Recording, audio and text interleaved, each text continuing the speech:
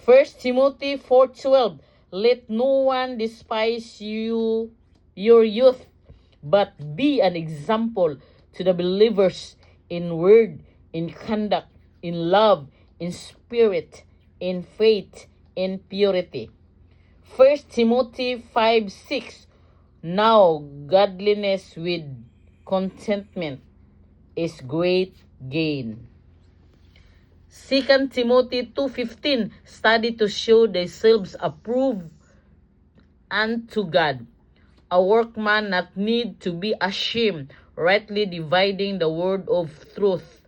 James 4:10, humble yourselves in the sight of the Lord, and He will lift you up.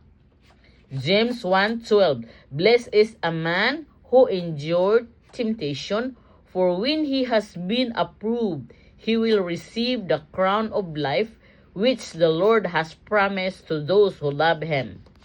Colossians 5:22, but the fruit of Spirit is love, joy, peace, long-suffering, kindness, goodness, and faithfulness. Galatians 5:10, therefore, as we have opportunity, let us do good to all, especially to those who are of the household of faith.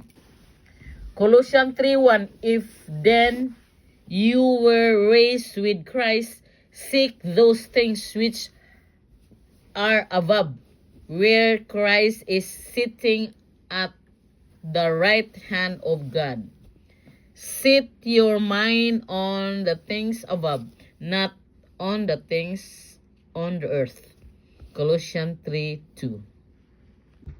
Proverbs 22:6, train up the child in the way he should go, and when he is old, he will not depart from it. Proverbs 17:22, a merry heart does good like a medicine, but a broken spirit dries the bones.